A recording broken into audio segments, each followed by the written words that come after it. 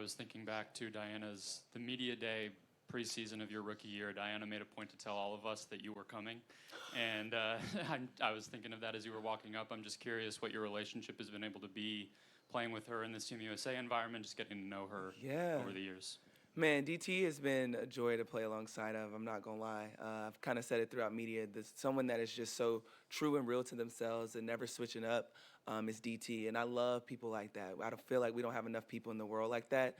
So being a teammate alongside DT has been nothing short of fun. I love her, just her jokes, the way that she approaches the game is always just top notch. And so playing alongside her, I feel like she's making everyone better around her, and it's going to be fun in Paris once again. Asia, next question, center, third row, fourth row. Hi, Asia, Maggie Hendricks with Olympics.com. When you're talking about creating chemistry with this team, of course, obviously you have your ACES teammates, but what kind of things are you doing to kind of work and grow on that chemistry as Team USA? I mean, it's something that we just kind of take on just throughout just the course of just traveling to the Olympics. Particularly now, it's just a lot because we're getting pulled in different situations. But once we kind of get on that flight to London, I feel like that's when the chemistry will really start to seep in because it would just be us. Not a lot of noise. I remember in Tokyo, we had a players' lounge that we was kind of always in, just kind of being around each other because we compete against each other all the time. Like on court, we probably know everyone's stuff and where they want to go and where they're successful in. But off court, I feel like we also just have a good feel and good gel in our locker room already because of just the type of character people that we have. So it's been fun so far, but obviously we're going to be playing against teams that have probably been together a lot longer than we have, but I think that's what makes us so elite at what we do is because we know how to just get the best out of people and just be honest and know that we have something that we're trying to go for, which is that 8th straight, and it's going to take all of us to do so. Oh, nice of joining us, Jewell. Come on. Come on in. Had to warm the room up. Left me up here by myself. Okay, well, come on. Yeah, come on. Go for it. Thank you. That's the hustle. That's the chemistry we talk about here. Oh, yeah. Cohesive. Don't ask me to spell it. All right, next question. To your left in the third row. Hey, Asia. Hey. Can you talk about the growth in the league since your rookie year through now, and also just there's obviously a lot of hype on this year's rookie class. Has it helped that they've actually been able to validate it by performing well on the court as well?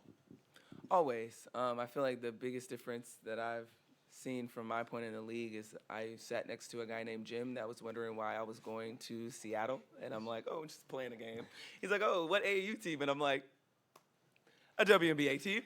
So now I don't have to have those conversations with those type of people, obviously because of charter fights, and I think that's the biggest sense of growth that we've seen this year. But obviously, I mean, it would suck if you brought in all this attention and you were bad. So it's really good that the rookies are kind of getting a better feel of the game and of this league. I mean, it's hard. I mean, every first year, it's never been easy on any of us.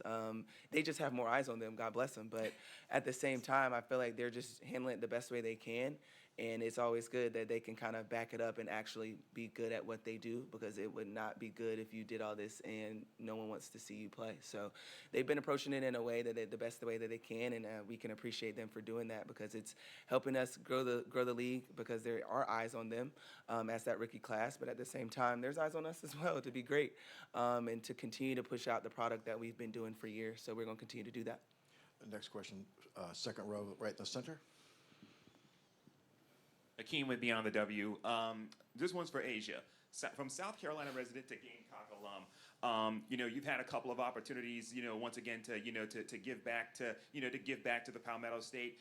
Had your book tour to a stop there, and also did the friendly with Puerto Rico. How special is it, even though Vegas is your home, definitely, to have that opportunity to be able to give back to South Carolina, and also how gratifying is it going to be to see young hoopers wearing the A1s?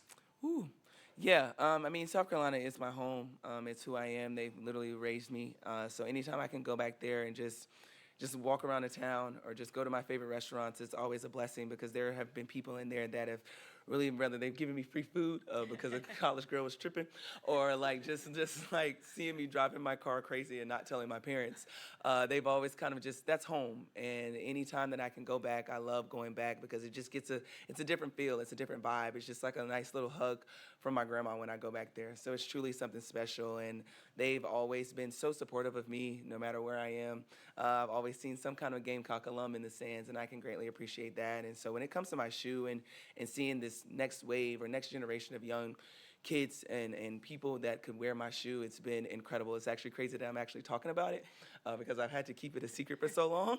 But no, it's going to be something that's so big, and I hope that when people wear the shoe, when they see the shoe or get the shoe, they understand how much really went into it, that I played a part in. A lot of conversations that had to be had, a lot of work, a lot of different things that I wanted to put in my shoe, and a lot of Easter eggs and hints. So when they wear the shoe, I hope they know that it's top tier, and I hope they get buckets in them or just be cute in them. Next Whatever you question, in the center, all the way to the back. Question for each, if that's okay. For Jewell, it was recently announced that you were joining the Unrivaled League. Just what were those conversations like? What drew you to the league? Well, in the offseason, I stay in Chicago, so the weather's definitely better in Miami.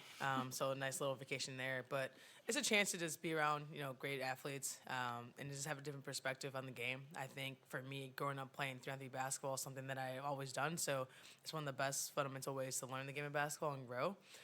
So that works out too. And I'm also an owner of the Miami pickleball team, so I'm going down there to also get better on that and grow that as well. So it seemed like a pretty good place for me to do that. And like I said, the weather's a little bit better in Chicago. And for Asia, you finally had Usher pull up at the game this Right. week. Who's next on the celebrity list? for you? Beyonce. Got you.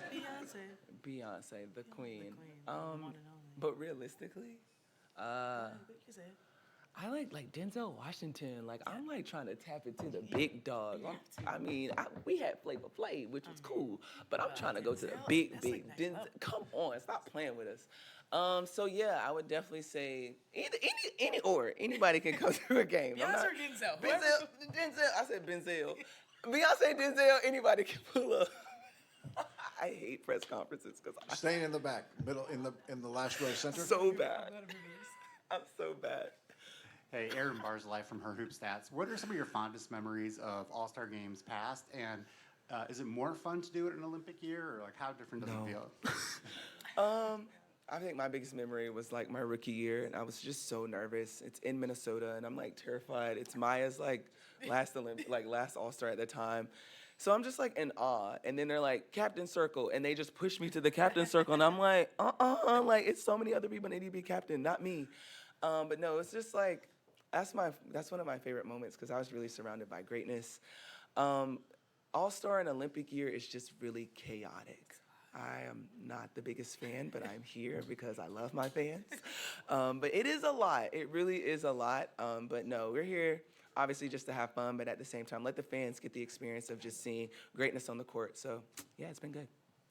Ben, raise your hand, please. All the way in the back.